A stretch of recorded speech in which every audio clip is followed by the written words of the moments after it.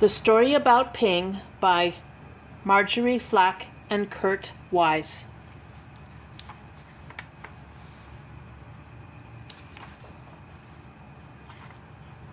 Once upon a time, there was a beautiful young duck named Ping. Ping lived with his mother and his father, and 2 sisters and 3 brothers, and 11 aunts and 7 uncles and 42 cousins. Their home was a boat with 2 wise eyes on the Yangtze River. Each morning, as the sun rose from the east, Ping and his mother and his father and sisters and brothers and aunts and uncles and his 42 cousins all marched one by one down a little bridge to the shore of the Yangtze River. All day they would hunt for snails and little fishes and other pleasant things to eat. But in the evening, as the sun set in the west, la la la la la would call the master of the boat. Quickly Ping and all his many family would come scurrying quickly. They would march one by one up over the little bridge and onto the wise-eyed boat, which was their home on the Yangtze River. Ping was always careful, very, very careful, not to be the last, because the last little duck to cross the bridge always got a spank on its back. But one afternoon, as the shadows grew long, Ping did not hear the call, because at that moment Ping was wrong side up trying to catch a little fish. By the time Ping was right side up, his mother and his father and his aunts were already marching one by one up over the bridge. And by the time Ping neared the shore, his uncles and his cousins were marching over. And by the time Ping reached the shore, the last of his 42 cousins had crossed the bridge. Ping knew he would be the very last duck if he crossed the bridge. Ping did not want to be spanked. So he hid. Ping hid behind the grasses. As the dark came and the pale moon shone in the sky, Ping watched the wise-eyed boat slowly sail away down the Yangtze River. All night long, Ping slept near the grasses on the bank of the river with his head tucked under his wing, and when the sun rose up from the east, Ping found he was all alone on the Yangtze River.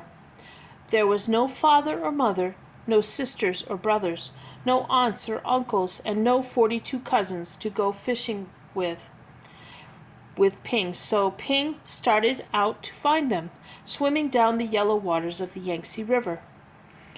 As the sun rose high in the sky, boats came, big boats and little boats, fishing boats and beggars' boats, houseboats and raft boats, and all these boats had eyes to see with, but nowhere could Ping see the wise-eyed boat, which was his home.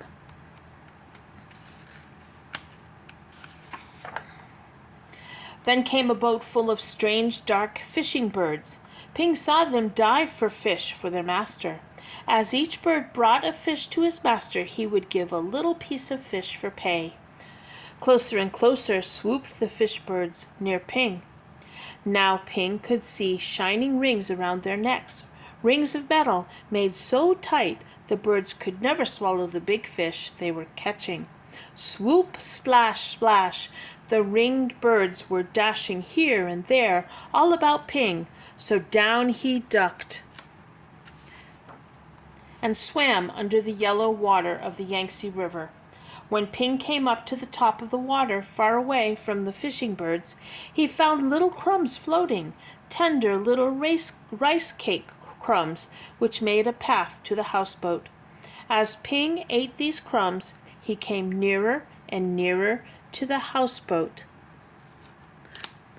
Then, splash! There in the water was a boy.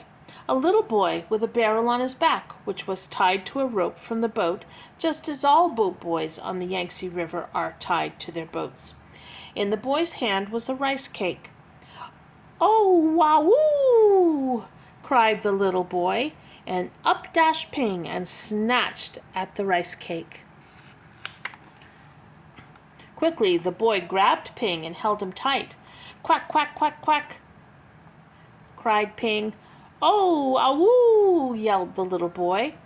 Ping and the boy made such a splashing and such a noise that the boy's father came running, and the boy's mother came running, and the boy's sister and brother came running, and they all looked over the edge of the boat at Ping and the little boy splashing in the water of the Yangtze River.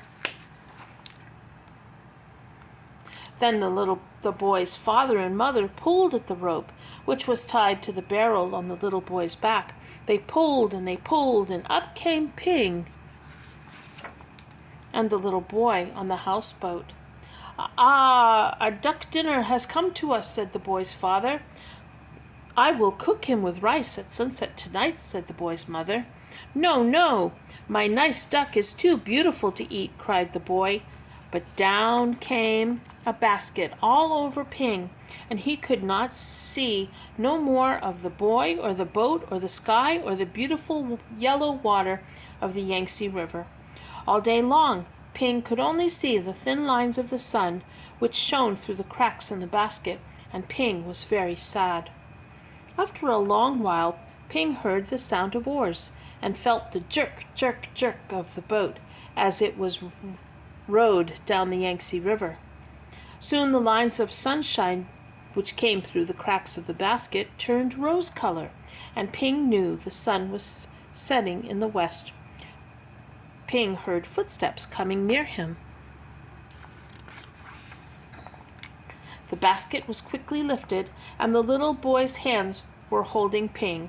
Quickly, quietly, the boy dropped Ping over the side of the boat, and Ping slipped into the water, the beautiful yellow water of the Yangtze River.